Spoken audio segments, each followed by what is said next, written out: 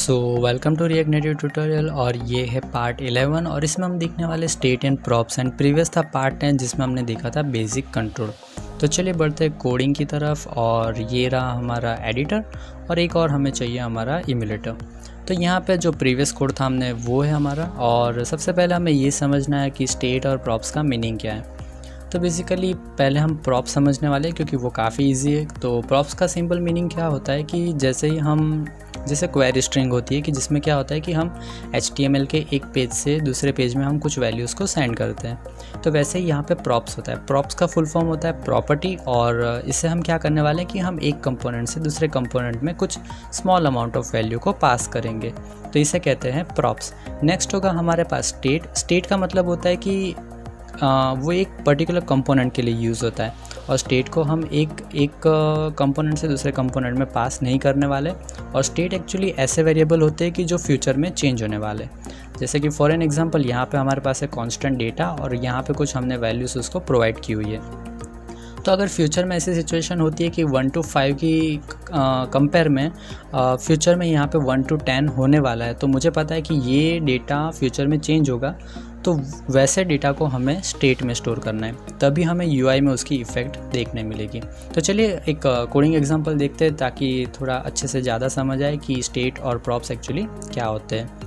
तो ये previous example था, तो मैं कुछ पोर्शन इससे डिलीट कर रहा हूँ क्योंकि मुझे उसकी ज़रूरत नहीं है। और मुझे यहाँ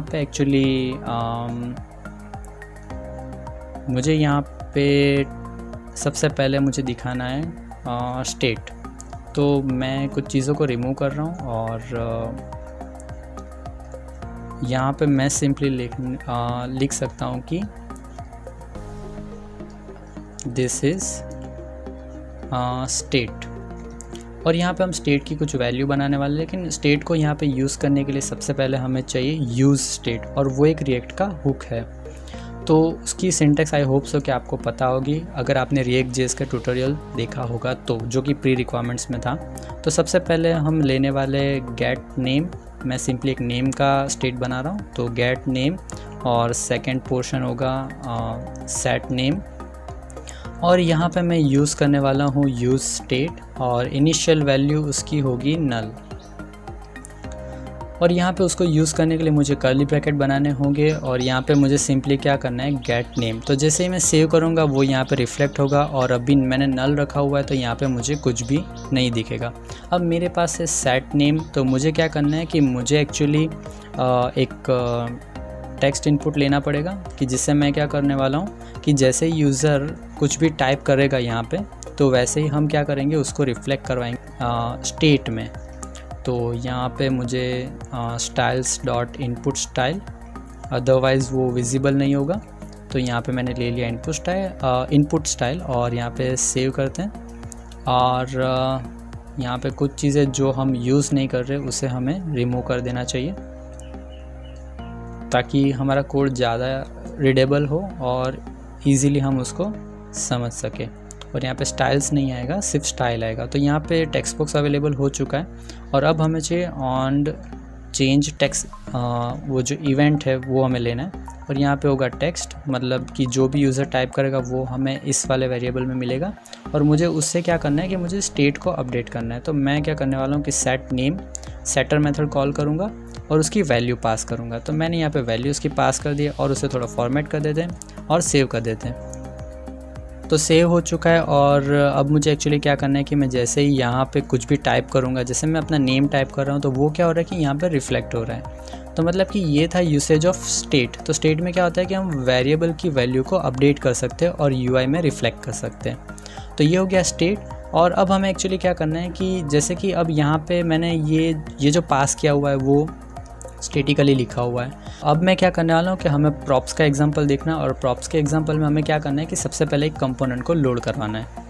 तो ये टेक्स्ट मैं यहाँ से रिमूव कर रहा हूँ। और जैसे कि हमने डेफिनेशन दी थी कि आपको याद होगा कि प्रॉप्स का मतलब क्या होता है कि एक पेज से दूसरे पेज में वैल्यू पास करनी है। तो सबसे पहले हमें चेक करना पड़ेगा कि कौन से कंपोनेंट हमारे पास अवेलेबल है। तो यहाँ पे हेडर अवेलेबल है मेरे पास, तो मैं क्या करने वाला हूँ कि यहाँ पे हेडर लेने वाला हूँ। तो ये हेडर इंपोर्ट हो चुका है और लेकिन यहाँ पे जो पाथ यूज़ हुआ है वो गलत है।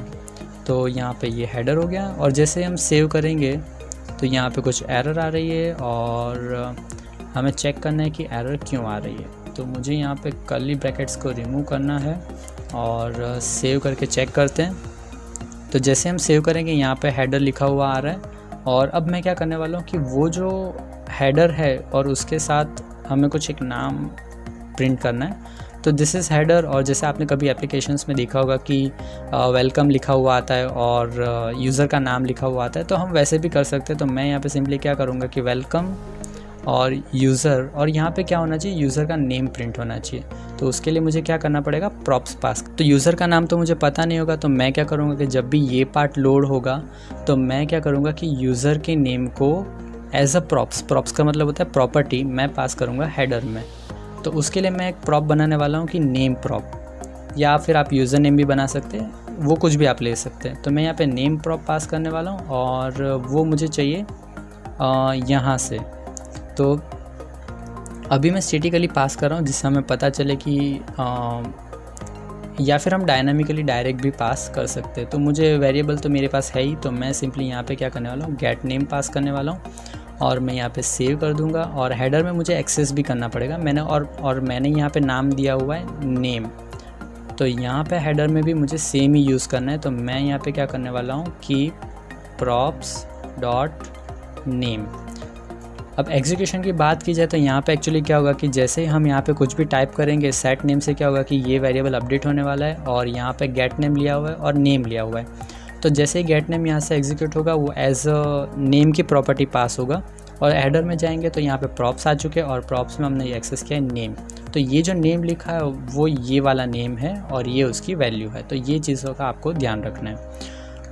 जैसे ही आप यूज़ करोगे आप धीरे धीरे यूज़ टू हो जाओगे। और जैसे मैंने यहाँ पे कुछ टाइप किया तो यहाँ पे क्या हुआ कि वो रिफ्लेक्ट हुआ है। तो मतलब कि क्या हुआ कि वो जो नाम था वो एज अ प्रॉप पास हुआ है वहाँ पे। और इससे पहले हमने क्या किया था कि यहाँ पे स्टेट में उसको अपडेट करवाया था। तो ये तो काफ़ी एकदम सिंपल एग्जांपल था स्टेट को अपडेट करने का, लेकिन फ्यूचर में आप काफ़ी कॉम्प्लेक्स एग्जांपल भी यूज़ कर सकते हैं स्टेट के साथ। तो आई होप सो कि आपको समझ आया होगा कि कैसे हमें स्टेट और प्रॉप्स का यूज़ करना है। और मेक श्योर कि चैनल को सब्सक्राइब करना ना भूलें। और चलिए मिलते हैं नेक्स्ट वीडियो में।